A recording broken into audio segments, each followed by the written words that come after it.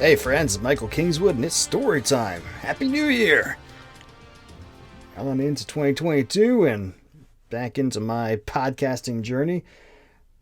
It's time to get back to stories, shall we? The last we left off, back before all the weirdness the last couple months, we were going through Outdweller, Glimmer Chronicles number 2, and we gotten up through chapter 25, which for some reason I did chapter 24 twice in 2 different episodes, which is amusing. So we're going to continue on, starting with chapter 26 and do chapter 27, 2 chapters per week. That's the standard around here for novels, at least novels of the Glimmer Vale series, which typically have shorter chapters. Since it's been a while, and some of you guys may be new here, and you may not know the book, it probably behoove you to start back at chapter 1, or really Glimmer Vale number 1, Glimmer Vale. So I'll add links to both of those videos back to chapter 1 of Outdweller and the beginning of Glimmer Vale, so you can start your listening/reading process off right. For those of you who already are caught up with where the story is, we'll get going again. As usual, I wrote the story, and the great Kevin Sapp did the reading. I'll talk to you on the flip side. Hope you like it. 26. First Aid. The immediate aftermath of the Outdwellers' attack would have been pure chaos had there been more than 4 of them in the grass. As it was confusion that Julian would have found tremendously amusing in any other circumstances. But being in the wide open in the middle of the night, with a large and apparently very angry otherworldly beast stalking around, was not the right time for humor. None of them could hear anything, or at least Julian presumed the others were as deafened as he was from their hand gestures and annoyed faces. Thus, it took a while for everyone to agree on the priority of tasks, namely making more light. How could they have been stupid enough to go running through the grass without bringing some light with them? And seeing to Raedric's shoulder. Loren accomplished the light easily enough. He grimaced, stood to his full height, not that that was saying much, and mumbled something that Julian was sure he would not have understood even if he were not still deafened, and thumped his staff against the ground. A small sphere, glowing blue-white and brighter than 20 lamps held together, rose from the top of his staff and came to hover about 10 feet over his head. That illuminated things quite nicely. Raedric's shoulder took a bit more doing. Julian had seen similar injuries before. The shoulder joint was dislocated, he thought the medics called it. He had seen a pair of them fix a fellow who had been hurt similarly. It required one of them holding the man steady and the other giving his arm a great jerk to set it in place. It seemed to hurt the poor fellow a lot, but after a few minutes he was swinging his arm around almost like new.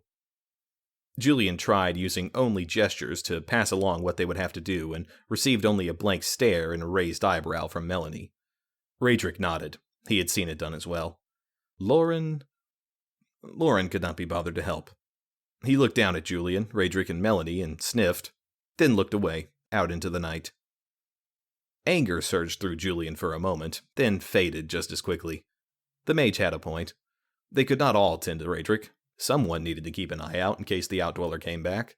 Better he did it than, say, Julian. He would be more effective against the beast, and anyway, Julian doubted he had the muscle to do what needed doing. It made sense. It was still more than irritating. Slowly, very slowly, in the midst of all that, the ringing in Julian's ears faded. It did not vanish completely, but it reduced, little by little, until he could finally hear the other's occasional grunt or murmured curse of annoyance, no doubt uttered because they believed no one else could hear.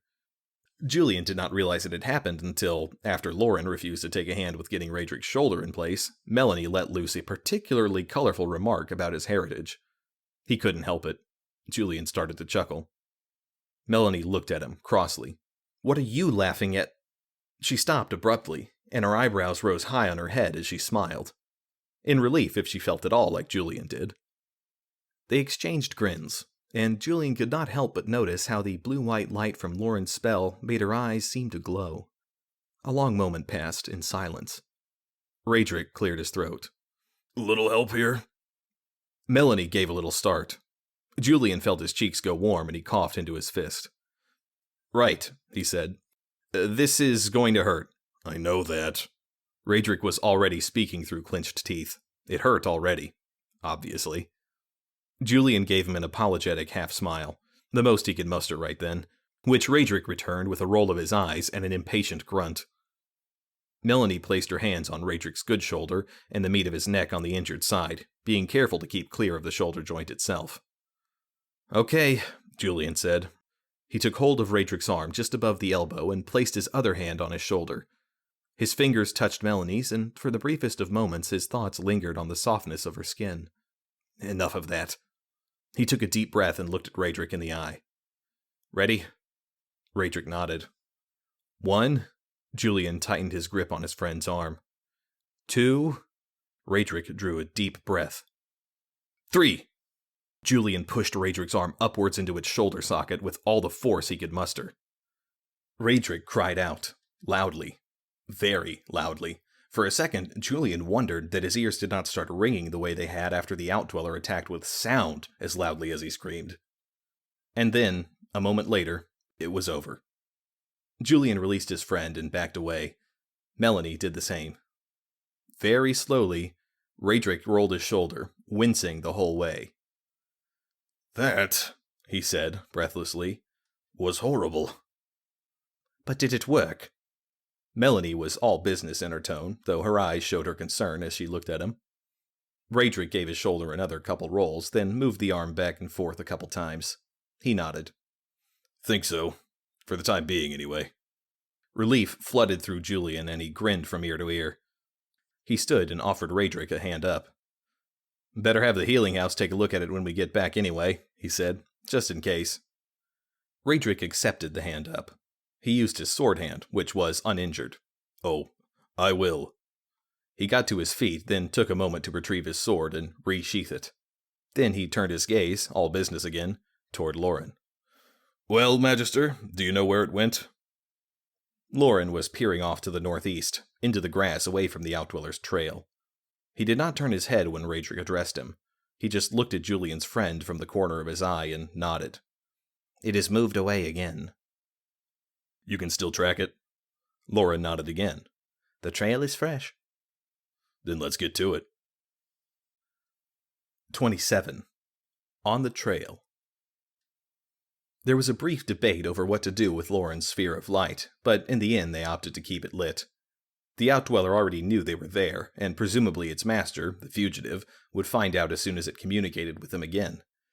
Given that, thoughts of stealth lost out over the necessity of seeing their surroundings, the better to not be ambushed again. They set off. Almost immediately, the Outdweller's trail left the beaten path through the grass, veering more northeast than north. Julian presumed they would encounter another beaten path at some point, but after a quarter hour or so, by his best reckoning, it appeared that that was not to be the case. "It really was quite clever," Melanie said from where she walked to Julian's left. "Huh?" She rolled her eyes and gave him a look of reproach. "That other path. The Outdweller must have laid it as a lure, a ploy to get us to go where it wanted." He had not thought of that, but it made sense. He should have seen it before. He shook his head and let out a disgusted snort. And we fell for it, like fools. Ahead of them, Lauren glanced back over his shoulder. "Never presume that an Outdweller is not cunning. Even some of the highest-ranking members of the Magisterium have been fooled by such as them." He paused, then added, "From time to time." He went back to focusing on the way ahead, and Melanie stuck her tongue out at his back. Julian gaped at her, shock over her action rendering him speechless for a long moment. Melanie looked sidelong at him. "What?" she said, in a low tone of voice that was meant for Julian's ears alone. "He was taken in just like the rest of us." She lowered her voice in a mocking imitation of Lauren's voice. "Even members of the Magisterium have been fooled," she snorted. "Arrogant twit." Julian laughed, more loudly than he meant to. Raedric shot him a withering look from ahead, next to Lauren, and made a shushing gesture. Julian clamped his mouth shut, but still found himself chortling for a good several minutes, try though he might to stop. It ended up not being an issue. In the darkness ahead, the mountains loomed higher and higher, blotting out more of the stars. Gradually, Julian realized the gently rolling terrain of the grassland had changed, becoming more steep and varied.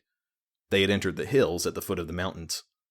Lauren brought them to a halt atop a rise, the steepest one they had yet traversed, and Julian was struck by a memory from when he and Raedric first arrived in Lyttelton. They had tried to track one of Eisenhoff's brigands back to their base at night. That had not worked out very well, he recalled. Of course, they were not following a magical trail, or scent, or whatever it was that Lauren was able to detect from the Outdweller. Still on top of it? Julian asked. The mage nodded curtly, then raised his staff and pointed directly north. The beast passed by here not 20 minutes ago. We're gaining on it? They had taken at least that long to recover their hearing, square away Raedric's shoulder, and get moving again by Julian's way of reckoning. Lauren made a non-committal gesture with his free hand. We've been keeping pace the last mile or two. He frowned. It's as though the beast is not trying to lose us. He turned a concerned gaze on all of them. Like it wants us to follow it to its lair. Raedric grunted. That can't be good. No, I should think not. Lauren gathered himself up and gave them a curt little nod. Let's go.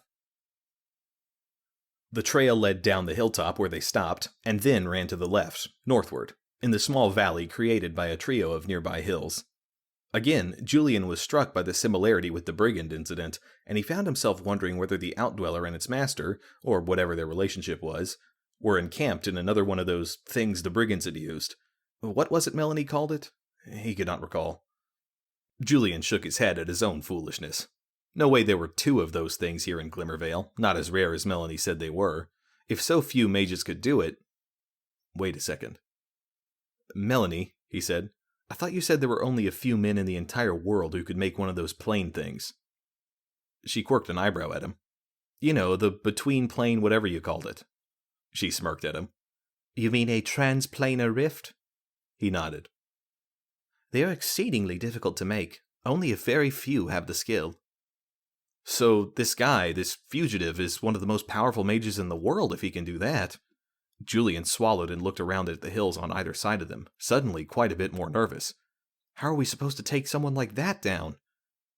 Lauren must have overheard because he broke in, his voice thick with disapproval. You speak of what you do not know, Constable. We are not dealing with a rift, but a summoning. Lauren shot a withering look at Melanie, the kind of look that said, Why are you even talking about this with these ignorant louts, woman? Julian found that look a bit amusing, actually. She was already an outlaw in the Magisterium's eyes. Was she really supposed to keep all their secrets despite that? For her part, Melanie merely sniffed at the mage's look. What's the difference? Raedric asked. Lauren gave him a perturbed look, and for a moment Julian thought sure he was not going to answer. Normal people should not meddle in the affairs of wizards, as some very pretentious mages, and that was saying something, who were stationed with the army had taken to calling themselves around post. But Lauren surprised him. A transplanar rift is a connection between one plane and another, a boring through reality to create a passage. The energy requirements for that sort of work are tremendous, and the required control so fine that one can easily study for a lifetime and still not develop the skill required to create one successfully. He paused, quirking his head to one side for a moment. Then he nodded and changed course to the right, veering sidelong up one of the hills. This way. They turned to follow him. Lauren grunted and stepped around a protruding rock before continuing. A summoning is merely an invitation. The summoner calls out the creature's name and imbues it with power, usually using a summoning circle. The rite creates... He paused as though searching for the right word. A thinning in the boundary to our plane. If the creature being summoned accepts the invitation, it then creates a temporary rift through that thinning. Julian blinked. It can refuse to come? Lauren shrugged. If the summoned creature is powerful enough, or the mage is lacking in skill. For a man who is learned and practiced in these things, a summoning is closer to a command for any but the most powerful of beings. For beings like that, it is more a negotiation. That means this particular Outdweller wants to be here, Raedric mused. Lauren nodded. Almost certainly. He smirked then, in a rather self-satisfied way. Or at least it did. Don't throw your arm out of joint patting yourself on the back, Magister. Julian snorted. So, how do we get rid of it? Raedric frowned as he asked the question. Besides killing it, if we even can. Lauren shrugged. Break the summoning circle. Kill the summoner. Perform a banishing ceremony at the place it was summoned. There are many ways. He drew a deep breath. I am hoping, he said, that I will be able to convince my former colleague to surrender and break the summoning himself. Yeah, like that was going to happen. And when he doesn't? Lauren looked at Julian, scowling. Then, after a brief moment, he relaxed his expression and sighed, looking resigned. Then it becomes more difficult. Great. They reached the crest of the hill, and Lauren slowed, looking left and right. Finally he turned left, and strode down the other side briskly, his gait businesslike, and his shoulders squared like a man setting off for a long day of hard labor. Julian looked up from the mage, toward the twinkling stars above, but before his eyes could reach them, another twinkling, faint but bright enough to draw his attention in the night's darkness, drew his attention. Yellow-orange, the light flickered fitfully, and it took a short while for him to realize what he was looking at. A campfire. Or, if not a campfire, a fire of some sort, and either unshielded or large to see it from this distance. Julian figured it to be a good 4 or 5 miles off, though it was hard to tell in the darkness. In front of him, Raedric took a step forward to follow Lauren, but he stopped when Julian grabbed his arm. He looked back at Julian with questioning eyes. Julian nodded toward the distant fire. Raedric turned his head to follow Julian's gaze and frowned. Our destination, Raedric said, certainty in his tone. Julian nodded, swallowing despite the fact that his mouth had gone dry. He loosened his sword in its scabbard, for all the good it would do against a being like the Outdweller. Raedric gave a slow roll of his shoulders, and winced. His injured shoulder must still be paining him, and no wonder. Well, he said, let's get to it. Then he followed Lauren down the hill. Julian glanced at Melanie, who still stood at his side. She wore a grim, determined expression. Their eyes met for a long moment, and she nodded at him, and her lips curled upward ever so slightly. He returned the nod. Then, together, he and Melanie followed the others toward their destiny. Okay, the game continues to be afoot, chasing down the Outdweller. Not much more to say than that. Hopefully you guys enjoyed this. Please, by all means, come back next week. We will be doing these story continuations on Saturdays. It'll be Story Saturday from now on, the way it used to be back before the fiascos of earlier this year.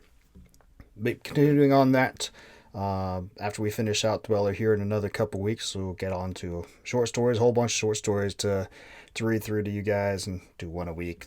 It's more reasonable, and that will help me in multiple ways. First, because it's a little more fun to change the content up. Also, I'm putting out the collection, the stories from the Great Challenge, and me reading them to you will also help me put them out in audiobook, which is nice. Anyway, so that's the on the plate going forward. Each Saturday, barring calamity or some kind of chicanery that I'll hopefully let you know about ahead of time, I'll get back to reading stories, and then during the week we'll do opining on other things as circumstances and my desires dictate. We'll set up a schedule for that as time goes on, but for now, that's probably do one or two in the middle of the week, just to get rolling on that. As things develop, we'll get a more structured formula for how we're going to do it, I think. That's the plan. No matter what, though, it'll be Story Saturday going forward. So yeah, please come back and join us for this. Like, subscribe. If you're on the videos, if you're on the podcast, we'll subscribe to the podcast too. And come back and see us next time. Don't forget to stop by the website, michaelkingswood.com. You can sign up for the newsletter there, or if you like what I'm doing and are sufficiently convinced that it's going to be consistent from now on, there's a little membership thing you can sign up for there, where a few bucks a month you get discounts at the SSN Storytelling store and other goodies that we throw out to members periodically, and it just helps with the cash flow for the podcast and just writing in general. Every little bit helps, right? SSNstorytelling.com is the web store of SSN Storytelling, our publishing company, and there you can get all my books and in ebook, audiobook, and print form. You can also get them on all the other retail sites out there, but it's better to come directly to us because that means cut out the middleman, make more money, and control the process, and not beholden to these big mammoth corporations that can be less than entirely honorable in how they do business sometimes, right? Prefer to control our own destinies around here, so our preference would be that you go to us and send storytelling directly. If you don't want to do that, cool. Up to you. I think that's about it. Please come back next week, and we'll continue on with this novel, and then move on to short stories. Probably in about a month or so. I think there's 33 chapters in Outdweller, so just a few more weeks, and we'll be back to shorter work. Okay, that's really it. I'm going to sign off now. Thanks for dropping by. Tell all your friends and family to come by, check out what we're doing here. I appreciate every one of you. I'll talk to you next week. Until then, don't do anything I wouldn't do.